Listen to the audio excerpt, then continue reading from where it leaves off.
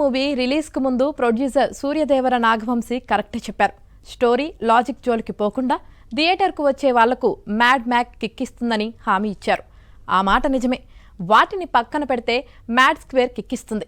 2 ఏళ్ల క్రితం ఎలాంటి అంచనాలు లేకుండా వచ్చిన మ్యాడ్ మంచి సక్సెస్ అందుకుంది. కంటెంట్ పెద్దగా లేకపోయినా యూత్ను అట్రాక్ట్ చేసిందా సినిమా.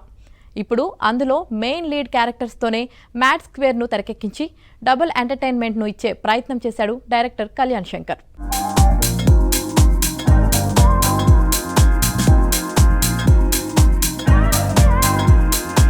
సినిమాలో కథ ఉండదని మేకర్స్ ముందే చెప్పేశారు.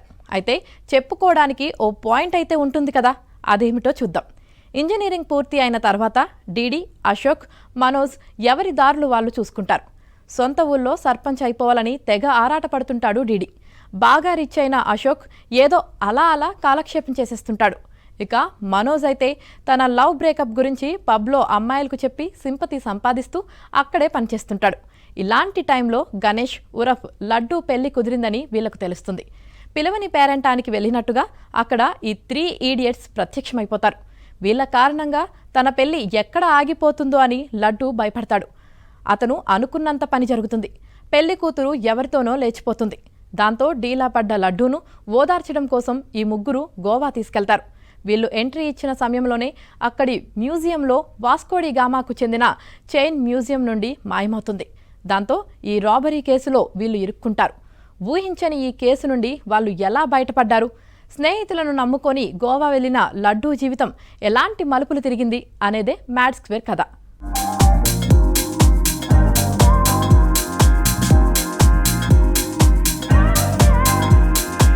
నాగవంశీ చెప్పినట్టు ఇందులో బలమైన కథ లేదు, సీన్స్లో లాజిక్ లేదు. కాకపోతే మూవీ ఓపెనింగ్ నుండి ఎండింగ్ వరకు నాన్ స్టాప్గా నవ్వులే ఉంటాయి. డీడీ ఎంట్రీ కాస్త రొటీన్గా ఉండి బోర్ కొట్టినా మనోజ్ పబ్ సీన్తో సినిమా గాడిలో పడింది. పెళ్లి చేసుకోబోతున్న లడ్డూ ఇంట్లోకి వీళ్ళు అడుగుపెట్టిన దగ్గర నుండి మూవీ పరిగెత్తింది. ఇంటర్వెల్ తర్వాత గోవాలోని సీన్స్ కొన్ని బోర్ కొట్టించినా క్లైమాక్స్ ట్విస్ట్ ఊహ కందనిది కావడంతో ప్రేక్షకులు బాగానే ఎంజాయ్ చేస్తారు.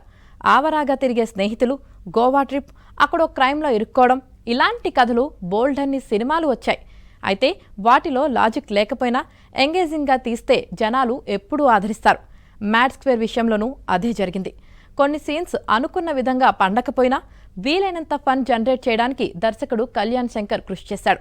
మ్యాడ్కు సీక్వెల్ చేయాలనుకున్నప్పుడు మ్యాడ్ మ్యాక్స్ అనే పేరు మొదట ప్రకటించారు.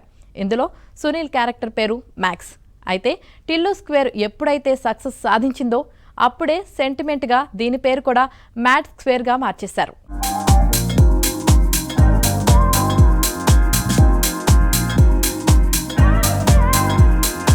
నటీనటుల విషయానికి వస్తే సంగీత్, నితిన్, రామ్, వాళ్లతో పాటు విష్ణు ఎక్కడా ఎనర్జీ లెవెల్స్ డ్రాప్ కాకుండా బాగా తమ పాత్రలను పండించారు.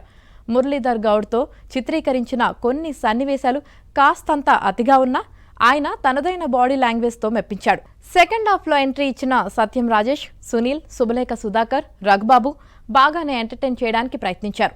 ప్రియాంక జువాల్కర్ పాత్ర ఏమంతా చెప్పుకోదగ్గది కాదు. సామాజ వర్గమనతో హీరోయిన్గా ఎంట్రీ ఇచ్చిన రెబా మోనికా జాన్ ఇందులో ఐటెం సాంగ్ చేసింది. అదే పాటలో గీత రచయిత కాసర్ల శామ్ గెస్ట్ అపీరియన్స్ ఇచ్చారు. ఇక మ్యాడ్లో అతిథి పాత్రలో మెరిసిన అనుదీప్ కేవి ఇందులోనూ సెంటిమెంటల్గా సెకండ్ హాఫ్లో కనిపించాడు.